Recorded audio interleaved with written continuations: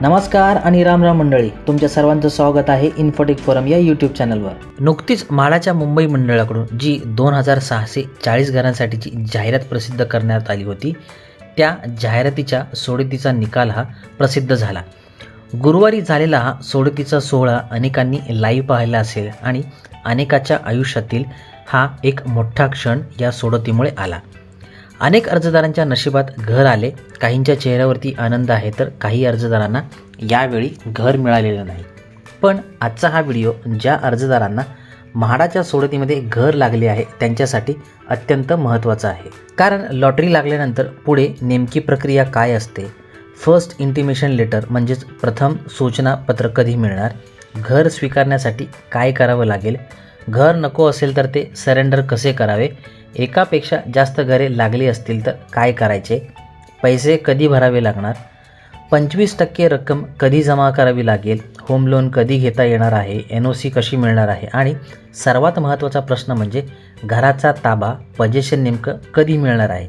तसेच ज्या घरांना OC म्हणजेच भोगवाटा प्रमाणपत्र मिळालेलं आहे आणि ज्या घरांचे काम अजून सुरू आहे, अशा दोन्ही प्रकारच्या विजेत्यांसाठी पैसे भरण्याची प्रक्रिया ही सारखीच आहे का, हे सर्व प्रश्न आपण आजच्या या व्हिडिओमध्ये सविस्तरपणे पाहणार आहोत। त्यासाठी पूर्ण व्हिडिओ स्किप न करता शेवटपर्यंत पाहत राहा। जर या चॅनलला अजूनही सबस्क्राईब केलं नसेल तर सबस्क्राईब करा, बाजूच्या बेलवर क्लिक करून ऑल नोटिफिकेशनवर क्लिक करा, जेणेकरून नवीन व्हिडिओचे नोटिफिकेशन मिळेल आणि सर्वात आधी तुम्हाला व्हिडिओ पाहता येईल। तसेच अपडेटसाठी फेसबुक पेज आणि इंस्टाग्राम पेजला फॉलो करा। चला तर मग सुरुवात करूया। सर्वप्रथम ज्या अर्जदारांना या सोडतीमध्ये घर लागले आहे त्या सर्वांचे मनपूर्वक अभिनंदन। तुमच्या पुढील घर खरेदीच्या प्रवासासाठी खूप खूप शुभेच्छा। ही सर्व घरे ज्या विजेत्यांना मिळालेली आहेत ही त्यांच्यासाठी खूप खास आणि महत्त्वाची आहेत, कारण म्हाडाच्या मुंबई मंडळाकडून 2640 घरांच्या ही जी जाहिरात होती ही 30 मार्च 2026ला अर्ज भरण्यासाठी सुरुवात झाली होती आणि मुदतवाढ देता देता या लॉटरीमध्ये अर्ज करण्याची मुदत ही 28 मे 2026 होती। त्यानंतर पहिली पात्र अर्जदारांची यादी ही 10 जून रोजी लागली आणि अंतिमतः पात्र अर्जदारांची यादी ही 16 जून रोजी लागली। त्यानंतर जवळजवळ 1.5 महिन्यानंतर आणि या लॉटरीची जाहिरात प्रसिद्ध झाल्यानंतर 4.5 ते 5 महिन्यानंतर या लॉटरीचा निकाल लागलेला आहे। त्यामुळे हे ज्यांना घर मिळालेलं आहे त्यांच्यासाठीही खूपच महत्त्वाचा क्षण आहे। यावेळी अनेक अर्जदारांना 2 किंवा 3 वेगवेगळ्या ठिकाणी घरे लागलेली आहेत। काही अर्जदारांना वेगवेगळ्या योजनांमध्ये घरं मिळाली आहे, तर काही कुटुंबामध्ये तर आई वडील भाऊ बहीण अशा अनेक सदस्यांनी अर्ज केले होते आणि एकाच कुटुंबातील 5-6 जणांना घर लागल्याची उदाहरणेसुद्धा पाहायला मिळालेली आहेत। अशा परिस्थितीत पुढची प्रक्रिया काय असते हे समजून घेणे महत्त्वाचे आहे। सर्वात पहिल्यांदा पहिला मुद्दा, फर्स्ट इंटिमेशन लेटर कधी मिळणार।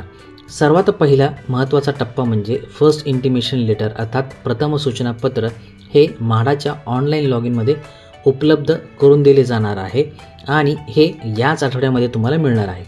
त्यामुळे अनेक अर्जदारांनी म्हाडाच्या अधिकृत वेबसाईटवर जाऊन आपल्या लॉग इनमध्ये वेळोवेळी तपासणी करणे अत्यंत महत्त्वाचे आहे। फर्स्ट इंटिमेशन लेटर उपलब्ध झाल्यानंतर तुमच्या लॉग इनमध्ये घर ॲक्सेप्ट किंवा रिजेक्ट सरेंडर करण्याचा पर्याय तुम्हाला उपलब्ध होऊ शकतो। म्हणजेच घर हवे असेल तर ॲक्सेप्ट करा आणि नको असेल तर ते सरेंडर करण्याची प्रक्रियासुद्धा करता येईल। एकापेक्षा जास्त घरं लागली असतील तर काय करायचे, हा मुद्दा अनेक विजेत्यांसाठी खूप महत्त्वाचा आहे।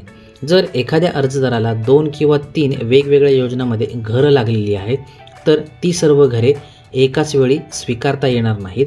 तुम्हाला तुमच्या पसंतीचे एकच घर स्वीकारावे लागेल आणि इतर घरेही सरेंडर करावी लागतील।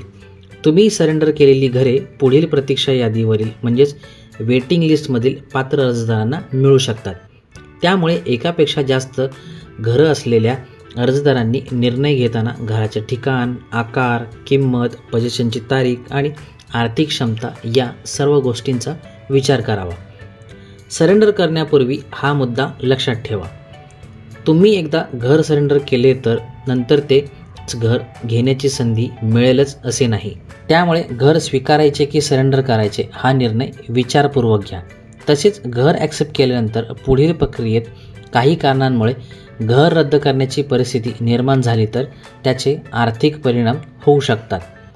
विशेषतः देकारपत्र मिळाल्यानंतर घर स्वीकारून नंतर ते रद्द किंवा सरेंडर केल्यास अनामत रकमेबाबत नियम लागू होतो आणि सर्व रक्कम ही जप्त होण्याची शक्यता असते.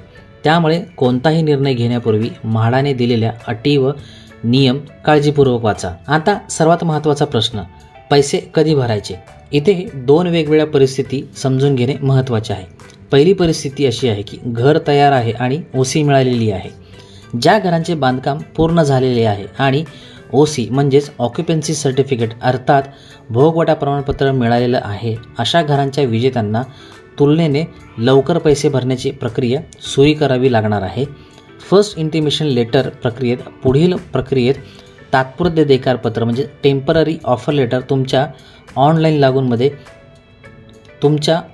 लॉग इनमध्ये उपलब्ध करून दिले जाऊ शकते. हे पत्र मिळाल्यानंतर घराच्या किमतीतील ठराविक रक्कम जमा करण्याची प्रक्रियाही सुरू होईल. यामध्ये 25% रक्कम हा अत्यंत महत्त्वाचा टप्पा आहे. म्हणून ज्या विजेत्यांना तयार घर लागलेले आहे आणि ज्या घराला ओसी मिळालेली आहे त्यांनी आत्तापासूनच आर्थिक तयारी सुरू करणे हे महत्त्वाचे ठरणार आहे. 25% रक्कम भरल्यानंतर होम लोनचे काय? असा प्रश्न अनेक विजेत्यांना असतो. माझ्याकडे संपूर्ण रक्कम नाही, मग घराचे पैसे कसे भरणार? अशा परिस्थितीत होम लोन हा पर्याय असू शकतो. म्हाडाच्या प्रक्रियेनुसार आवश्यक रक्कम भरल्यानंतर म्हणजेच 25% रक्कम भरल्यानंतर संबंधित प्रक्रिया पूर्ण केल्यानंतर होम लोनसाठी पुढील प्रक्रियासुद्धा करता येऊ शकते. म्हाडाकडून आवश्यक NOC म्हणजेच ना हरकत प्रमाणपत्र मिळवल्यानंतर उर्वरित रकमेकरता गृहकर्जाची प्रक्रियाही करण्यात येऊ शकते. मात्र महत्त्वाची एक गोष्ट लक्षात ठेवा, बँक संपूर्ण घराच्या किमती इतके 100% कर्ज देईलच असे नाही.